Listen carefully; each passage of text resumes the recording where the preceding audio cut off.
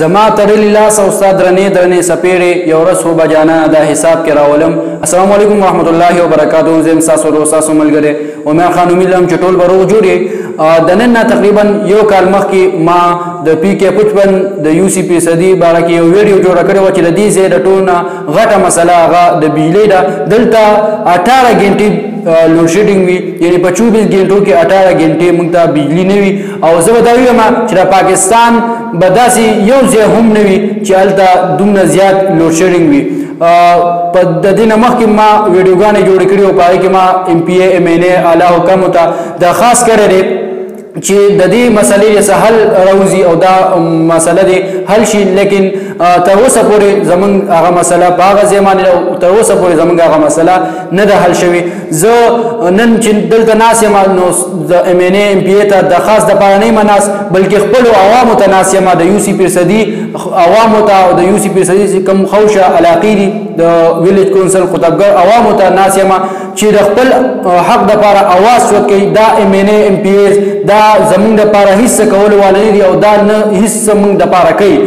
نو پکار ده چې مونږ د خپل حق دپاره په خپله اواز چوت کړو او د دې دپاره یو غټ احتجاج وکړو. هغه یو داسې احتجاج وکړو چې تر څو زمونږ دا د بجلۍ دا مسله حل شوې نه وي نو چې د هغې پورې موږ خپل احتجاج نه ختمو. یو داسې احتجاج موږ وکړو او د خپل حق دپاره په خپله غوښتنه وکړو، د خپل حق په خپله باندې واخلو.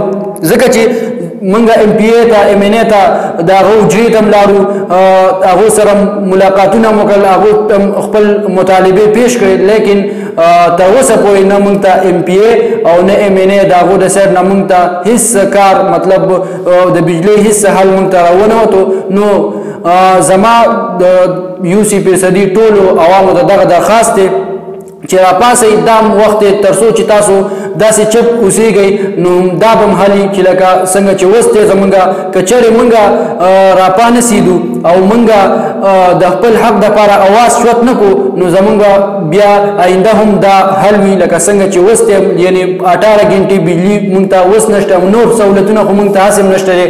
کروڑونه وګوري د ویلیج کونسل قطبګر او د یعنې د یو سی پیر صدي کې چې څومره دغه راځي څومره ځایونه راځي د هغې که ته هر یو ډول وګوري نو هغه به د بدترین نه بدترین وي.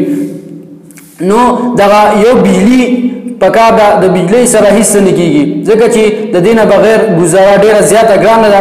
نو د بجلۍ دپاره خپل اواز چوت کوي. دلته موږ ته نه هسپتال شته دی، نه موږ ته داسې سړک روغ شته دی، نه بل څه داسې موږ ته سهولت شته دی.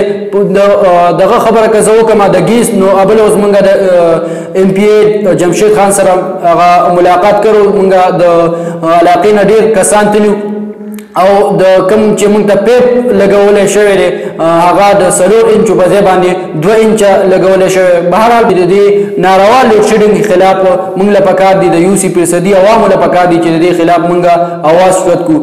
نو ټولو دغه د یو سی پیر صدي دغه عوامو ته مې درخواست دی چې د خپل حق دپاره اواز چوت کوي او یو غټ احتجاج کول غواړي چې زمونږ دا کومه مسله چې ده د بجلۍ چې دا حل شي.